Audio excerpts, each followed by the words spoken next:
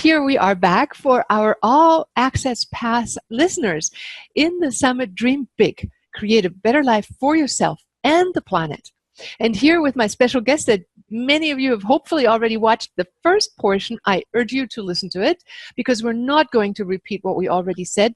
Elizabeth Yang. Now, I have already given you the best intro in the first segment. You are the top lawyer of the, let me read this, top 100 civil lawyers being awarded the Rising Star by lawyers, as well as the top 100 civil lawyers and the top 40 under 40 lawyers. And in a National Lawyers Association, you had your BA at age 19. You are a super achiever, super whiz kid, and you've retained your humanity, your spirituality, and you've come into actually helping people come into the heart in the legal process as well. So can you give us some tidbits of information that I haven't asked you yet from before? Let's start there. Okay, great. So for all you All Access listeners, I'm going to give you 5 tidbits. So, feel free to take notes or whatnot. The first tidbit that I really enjoy going by is putting things in writing. For those of you who have seen the video, The Secret, not The Big Secret, which is the name of the book, but The Secret, things you put in writing become a reality. And I have a regular vision board that I update regularly. The first time I created a vision board was about a decade ago. I put down very specific details, including, I wasn't married or with kids at the time, and I put down I want a son and a daughter, even put down the gender that specifically. And then I put away the vision board. I didn't look at it until like a year ago. And I saw it, and everything on it pretty much came true in some way or another, including the gender of my kids. What's the percentage of the goals that have came through? More than 80%. More than 80%. Yes. Ditto. Actually, yeah. I make it a point to keep those, and then I revisit them, and I'm going like, oh my God. And some of them I just kind of sort of made up and said, I'd like to do this, God. I really would like this. And then they happen. They just happen. It's like magic. So put your, create your vision board, put it somewhere that you can see on a daily basis. Even though I created mine and I put it in the drawer, it still came true 80%. So now I have it hang on my bedroom wall where every time I walk past it, I can see it. Some people put it on their bathroom mirror, at the foot of their bed, in their car, wherever it is that you can see every day, create that and put it there. Cool. That is so true. I mean, I've done it with the Living from Vision course, and I write it down. And I think the moment you write it down, there's something that declares sincerity in you that is greater than if you just have it in your head. So, and when I read that in your book also, I'm like going, I know this. And then, there are some areas in my life where I just hold it in my head. And I'm like, in other areas, I'm very demanding. I write it down. This isn't God, I mean business. So I'm like going, thanks, Elizabeth, for reminding me. I teach this, and I needed to remember to do it in all aspects of my life. Not the ones where I feel, yes, that's what I want, but the ones where I might feel like, well, I don't know if I can really, do you think that's a little big maybe?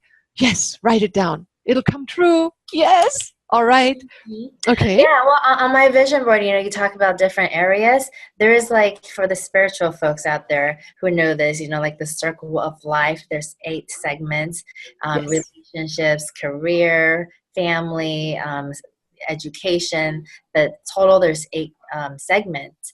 So on my vision board, I separate it out into 8 segments. And even the goals that I think, I already got a hand on this, I don't need to write it down, I still put it down there anyways, because you don't want to take any chances. That's right.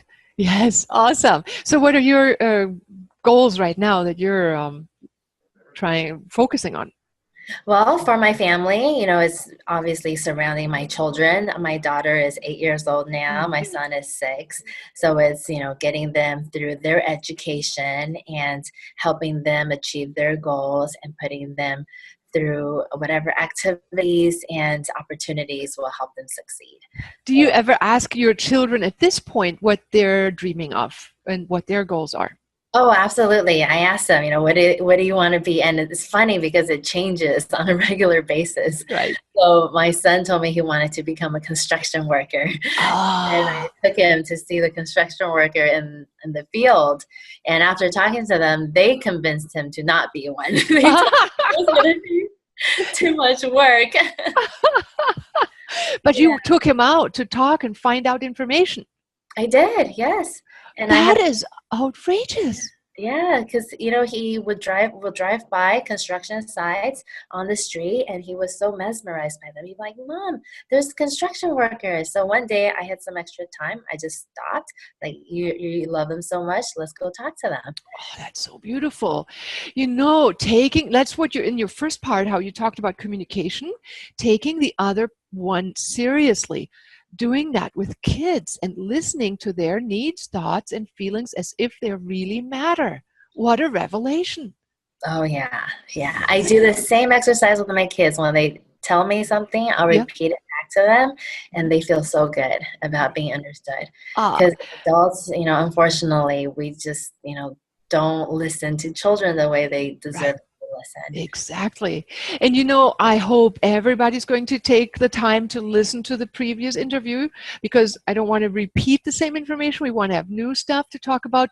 But she talked about the listening and talking skills, the talking stick, the taking turns, the honor, the respect, and the repeating to each other, and setting up this kind of ritual of communication. So I'm so happy to hear you say you do that with your children, because that's what my mom did with me. Oh, really? Yeah. And Wow. mhm. And she was very honoring, and she talked with us, and she thought we were so incredibly wise. She took pleasure in listening to us, and I was like, wow. I mean, I felt wise. Yeah. Well, hey, it makes a difference, Yeah, yeah. I mean, Like, seriously, it builds that sense of being loved and respected. And I never rebelled against my mom. I never did opposite to, except got married the first time when she said that's not going to work out, and she was right. But I knew that she was always right. But, some things occasionally you have to do. well, we got to figure out for ourselves. We got to make our Yeah. own mistakes, go through our own life. Otherwise, we can just read a book and live a perfect life. Right. Life is not like that, unfortunately. Right.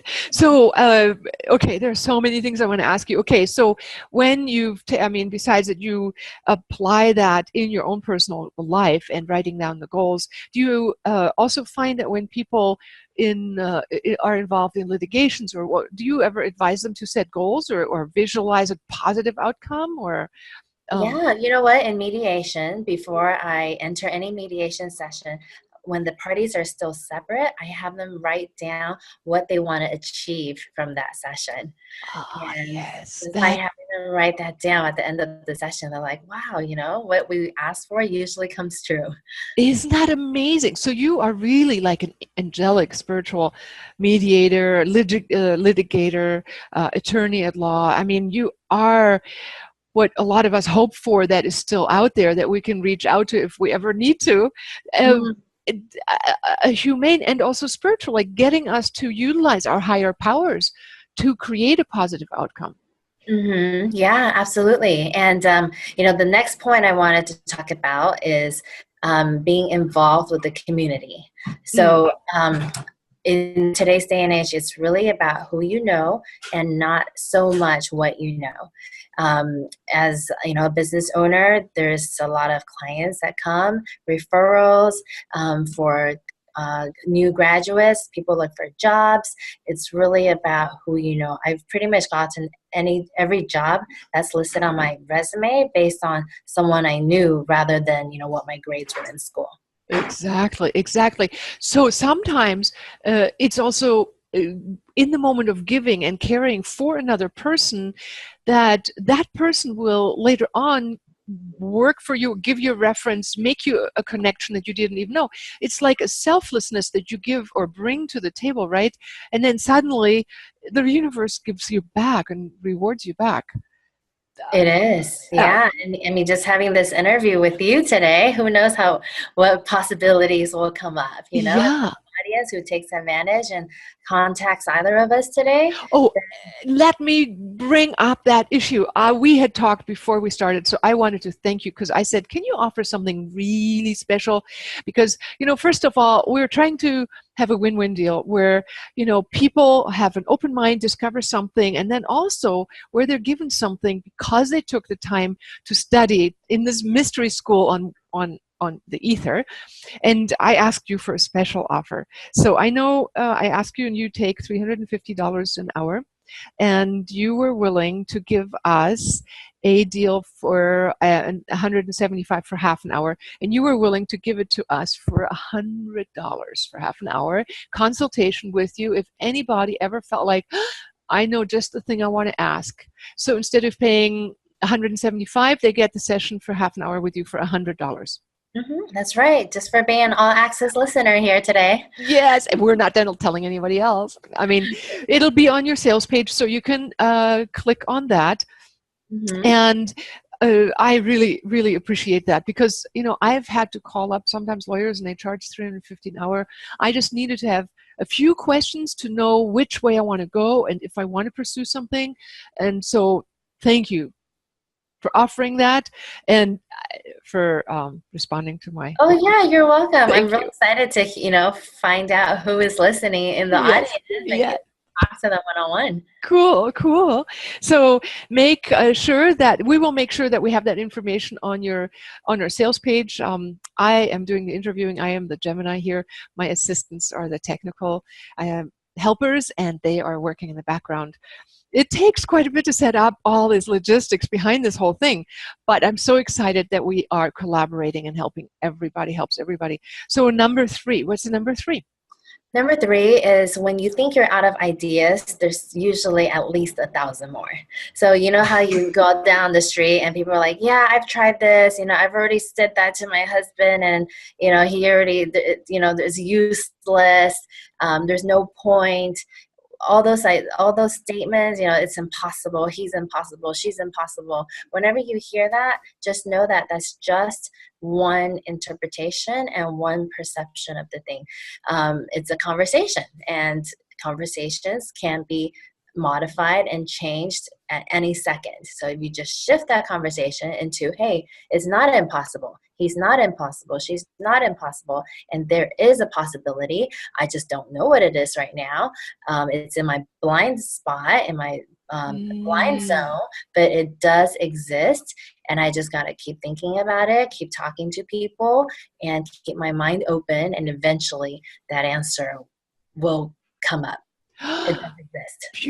Beautiful. It reminds me of the book by Joseph Murphy, The Power of Your Subconscious Mind. He would have people go to sleep saying, there is an answer, God will give it to me, it will come to me. And assuming that there is an answer, being that open to the possibility of a potential positive outcome is pre-creating the success, the blueprint for the future to come. Yeah, even if you don't believe it, go to bed just saying it, just saying that, creating that conversation that there is an answer. You don't know what the answer is, but it will come up. And that leads to my 4th point, which is asking for support. Asking for support from the people around you, asking for support from the universe, asking for support wherever. The answer is out there. You're just one individual. You don't need to have the answer for everything, but as long as you're open to support and you ask for it, it will come. That is beautiful. I can't ever stop. I mean, I could go on forever and ever, always repeating to myself wisdoms like what you're giving. It's like, remember this one. Oh, tonight I'm going to definitely go to bed and say, dear God, I need support here. All the things that I may ask for, but there are these other areas I have forgotten to ask for. Yeah, and it's a circular thing. It goes back to number 1. Whatever you need, you write it down. If you need support on something, you write it down. Make a list of everything you need support for, and the universe brings everything together and it comes. I am a personal witness to that, so I can personally attest to it. You emanated, when you open your mouth, even when you just speak, it's like clear as clear water. which leads me to a question I want to ask you that you wrote about at the end of your chapter. But let's just hear number 5 first. Okay, yeah, absolutely. So number 5 is, I brought that up in the first segment of the interview, that to have this interpretation that every challenge is a blessing in disguise. And it's so important because all of us have bad days. There's not, if someone tells you every day of their life is perfect, maybe like how you see it on the Facebook wall, you only see the and everyone's life is perfect. It's an illusion. That's not reality. Everyone's got bad days. I've got bad days. You've got bad days. But it's being able to see those bad days as opportunities for us to grow and become stronger people, rather than feel like, oh, let me just wait until this bad day goes by and wait for the next sunny day to arrive. There's a quote I really love. It's life is not about waiting for the thunderstorms to pass. It's about learning to dance in the rain. Ah, yeah. Love that. So you dance in the rain. You go like, it was meant to be this way because it brings me greater blessings. Absolutely. Yeah. And after the end of every rainstorm comes the rainbows. Oh, right. So without the rainstorms, there will be no rainbows. And it is so true. I have actually made it my mantra that everything always in my life turns out for the better because I'm working with the universe in harmony. And guess what? I'm expecting that they have good ideas up there, and that what I may not know looks maybe like a mistake, in the end can be turned into lemonade. Every lemon can be turned into lemonade. Mm-hmm. So that is a really... So you focus on blessing, and I love that in your talk. Rarely do I hear, not necessarily. Actually, I'm sure there are lots of people in the attorney profession who are deeply spiritual, but that you really carry that in your pores. It comes from you. That's what I was going to say. You emanate that clear light. It comes straight through you, and it's like I can, it impacts me. It ignites the desire to be positive, writing down solutions and following that advice because you live it. I can see it. Well, blessings are very important. It's very important to see life as a blessing. There's another quote that says, "You cannot get more, and you cannot have more until you learn to have what you already have. You got to have what you have in order to have more." And it's about learning to be grateful for what you have, for everything in your life, the good and the bad. There's a funny story about, like, you already beat out all the millions of sperm out there and you already hit the egg. So you already won the jackpot. You won the lottery. What is there else to complain about? You got this life and, you're already a winner. So you already are alive. Yes. Yeah, you're already alive. You already hit the jackpot. How many other sperm died out there who didn't hit the egg, and you and me, we made it. Right. That is true. We came through. We are incarnated. We were given a gift to realize how much the universe is actually listening. Mm-hmm. Yeah, I have my children write gratitude journals. Really? They have little books, and we try to do it on a daily basis, but we'll miss a day here or there. But they'll write down every day, when we get to it, what am I grateful for in my life? I'm grateful that I got to go to school. I'm grateful that I had dinner. I'm grateful I got to brush my teeth. I'm grateful I have teeth. Yeah. Anything. Yeah. It is actually, when I ever feel like my vibration comes down, that's what I do. It's like I go and say, okay, 10 things I'm grateful for. Actually, my husband and I have this technique that if we ever say a crossword, or it's usually just a sound in the voice that is like edgy, or it's like, oh, that hurt. It's like, quickly we say 5 to 10 things that are beautiful, appreciative, grateful about that other person. Sunshine comes out immediately. Oh yeah, that's a fantastic exercise. I do it when I go to bed. I'll go to bed and I'll be like, okay, today I'm grateful for this, and make a list of 5 or 10 things. Yeah. And I go to bed feeling so blessed. Yes, yes. And you can share it with your children. You can share it with your mate, partner, husband. So I wanted to ask you have the last few words. One is, you have just, a short life. I mean, don't waste a millisecond in regret and laziness and I could have, should have, would have. So, and then you also say, so one is grasping the opportunity. The other one, and it's the last sentence in your chapter, life is short, so be like water and go with the flow in the universe. Go with the universe's flow is what you write. Accept everything and resist nothing.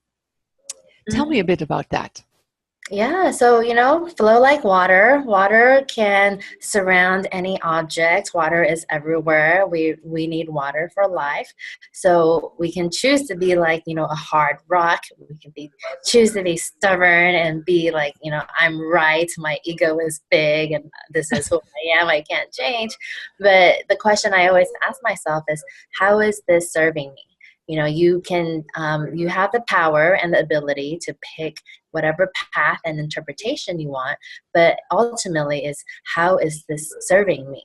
If I choose to be a rock, how is this serving me? If I choose to be water, how is this serving me? If I choose to resist the things that the universe are giving me, if I choose to resist my husband, if I choose to Right. resist my children because they're not listening to me, and I get angry and frustrated, how is that serving me? It's probably just making Yeah.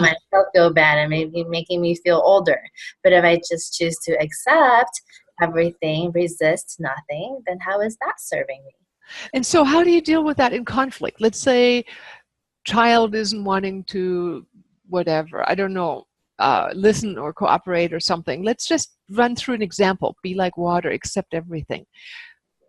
Yeah, well, for kids, that's a whole different topic. We can do a whole different interview on parenting. But number one thing for children is that they need to, number one, like we talked about, feel understood. And number two, they need to feel like they're in control. So when they're doing something negative, I allow them to set their own rules. So I say, hey, example, they don't want to clean their room. So kids, do you guys want to live in a clean room or a messy room? If they say messy room, by all means, keep it messy. But usually they come and they're like, we want a clean room. So I'm like, okay, well, if you don't have a clean room and you want a clean room, then what do you need to do to create a clean room? And if they have communicated they want a clean room, then I'll say, okay, well, from here on out, if you don't clean your room, what would you like your consequences to be? You have the power to designate that. Ah. They're like, well, if we don't clean a room, then we can't watch TV until we do. And I'll say, okay, is that the rule you want to create? Yes. I get them to agree to the rule, and Yep. they will follow the rules they create themselves. You are on to something that is so awesome. Wow, I hope everybody's taking notes here. I mean, it's true for all of us in relationships too. It's when we voluntarily want something and communicate that, then we can voluntarily say, oh, and if I don't do, then I do that. My mom did that with us about television. We decided we weren't having television, and she decided my uncle wanted to give us some. So we said, okay, 2 years, if we watch more than 2 hours a week, we will throw it out. And that was our own rule. She didn't have to say anything. After 2 years, we were wanting to watch more than 2 hours, and we said, that's it. Sure sign of addiction. Out with the thing. More than 2 hours a week, bad, bad, bad. So, but we threw the TV out. My mom didn't even have to lift a finger. Right, because you put the power in your hand. She did, yeah. I mean, she gave Yeah, us the ability. I love that. I love that. Thank you. Thank you for that message. So, how about husband and wife team who are maybe at wit's end? And have you ever experienced they come, they want to get a divorce, they go through mediation, and then they stay together? Oh, I have more than a few times. After they are able to communicate and learn some tools how to understand each other, they end up not wanting to get a divorce. They end up, learning about each other and being like, "Hey, let's give this another shot." Especially when they have children, Yeah. and they're going to be connected at the hip, no matter what, if they're living together or not living together. Like, let's give this another chance. Now Oh, that we know what the issue is. And right. yeah, so I've had many couples come, and after mediation, they choose to be together again. Wow, that is awesome. So simple training or setting up a container for safe communication, like you mentioned in the first interview, the techniques can help set that up to have the flow going. That respect, the feeling loved, comes from feeling heard. That's really Hmm. beautiful. I Yeah. have a question for you. Have you ever noticed how um, divorces come about by people marrying from different levels of consciousness, let's say? Apparently there's one that's wiser and one that's more like the student, and then they kind of are at each other. Can you say anything about that? Well, there's people always have differences, no matter if they have the same education, the same ethnic background, the Hmm. same language, there's still going to be differences. But what makes a relationship work is being able to accept those differences, communicate with each other what one wants and what does one doesn't want or doesn't like, and being able to overcome those differences, or just accepting each other for those differences. Hmm. You everyone's heard the quote, opposites attract. Hmm. So you don't have to be identical to your soulmate in order to be soulmates. There's Yeah, I mean, complementary is way better, right? Complementary is way better as long as you're able to complement those Right, differences. Yeah, right. my husband and I are very different, but because we've learned these tools and educated ourselves, we're able to communicate. And it's not about becoming the same, is it's all about education is a lifelong journey. As Oh, much as I feel like I already know, I always take every opportunity to keep learning and right. keep educating myself. And practicing. I mean, what I love about you is that you practice what you preach. You do it at home, you do it with your husband, you do it with your kids, you learned the hard way. Absolutely. Yeah, you get in those fields, get your hands dirty. Yeah, yeah, yeah. I have a more human question. Is like when you said you really got your trust broken with your first husband, how did you move through that? And with especially with your perspective of take everything as a blessing, how did you transform that into your ability to open up again and trust? Well, I'll have to say, my spiritual journey started mainly in the last few years during the divorce, Hmm. because I was reaching out for support a lot. And I ended up taking a transformational training. And there's a lot of centers out there that offer these types of trainings. It boosts your emotional intelligence, Yeah, because yeah. IQ and EQ are very different. I have an IQ because of all the degrees I've earned and all my years of schooling, but I had never taken any class to boost my EQ. And Mm. as high as my IQ was, I'll say my EQ was pretty low. So Ah, these transformational trainings, they boost your EQ. They teach you how to deal with people, how to communicate, how to listen. And after taking that, that was how I learned that forgiving my ex-husband was the only way I can move on and build a relationship with him where we can both love our children and provide the best for them together. oh, and I love that. It gives me chills hearing that.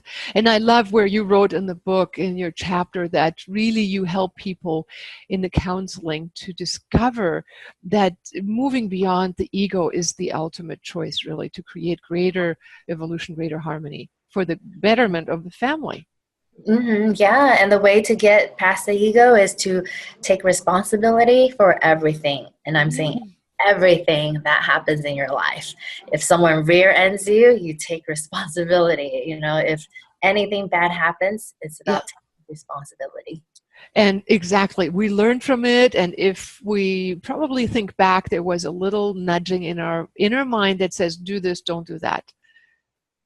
Is Uh-huh, it? yeah, yeah. And people ask me, your ex-husband betrayed you. How do you take responsibility for that? Like, Yeah. and there's a lot more serious situations. People are like, how can I take responsibility for that? Well, there are ways. Like I said, if you run out of ideas, there's always at least 1,000 more. So how I took responsibility is no one forced me to marry this guy. No one forced me to walk down the aisle and, sign the legal documents to be married. It was my choice. And when I was able to take responsibility and stop being a victim and, oh, poor me, I got the power back in my hands. Mm. And you are able to clearly help other people take that power back into their hands and become a co-creator in the universe rather than a victim, like you said. Yeah, Awesome. absolutely. That Yeah. is so, so, so awesome. So in a consultation, what might people get from you? Or what questions can they ask and where could it be useful? Well, like, it's interesting because it's actually not even about the advice I give. Like, I mean, I have all the legal knowledge to give them the advice, but it's about hearing them out. So a lot of times when they tell me their story and I repeat it back to them, they're able to come up with their own resolution. Really? Yes. Uh, oh Yeah, my God. and I'll throw back questions at them like, what do you want to do? And what would you like to see? And after they feel like someone's listening to them, the answers come out of their own mouths. It's Wow, I think that's magic. I mean, that's beautiful. I also like that, I did ask you a legal question earlier before we got started, about a trademark issue that we've had and took all the legal steps. And you said in just 30 seconds, you gave me an overview, jup, jup. And then, it's more like, the flowing water. I could feel the easy flow water concept gave me an idea. I didn't voice it, but it gave me a sense of where I could take it, which I had already come up with once on my own, actually, but having someone as a sounding board who is a professional say that and kind of let that bubble back up in my consciousness gives me that sense of, yeah, ultimately that might be the better solution than battling, fighting, spending money, which I don't. That's why I haven't done anything about it. But nevertheless, how maybe the universe, like with our Shambhala and Shangri-La, is actually a blessing in disguise. Um, and actually, we were blessed that, yeah, we can use a name so similar. so But that was you already had the answer and you just had to voice it. I didn't have to give any answers out. well, this was about the title for the business with the Canadian French people. Mhm. And so this was where I'm like going, so what we could do is that. So thank you. And it is really helpful to have someone who has instantly a good high IQ, but also a really developed EQ, and who can listen to you and then come up with quick options. So on the legal, having that wisdom and being, what do they call you again? On the top 100, rising star in the top 100 civil lawyers. Top Wow. 100 civil lawyers. Thank you. Whoa, that took a lot. But thanks to your mom, right? Yeah, exactly. Thanks to all the challenges that have been given to me. Yeah, that's awesome. All right. So, well, thank you for your inspiration, your thoughts, your wisdom, your beingness, and the fact that you emanate what you preach. Well, thank you for this opportunity. It's, so Yes. lovely talking to everyone in the audience, and I can't wait for those phone calls to start coming in, Yeah. so I can Awesome. one Yes. on one. Yes, yes, getting that. So be sure that page will be set up for you, and you have the freebie above here, above the video, and thank you, and I'm excited. I will probably be in touch with you and write you an email. Sounds All right. Okay. Thank you. okay. Okay. Bye. Bye. Bye.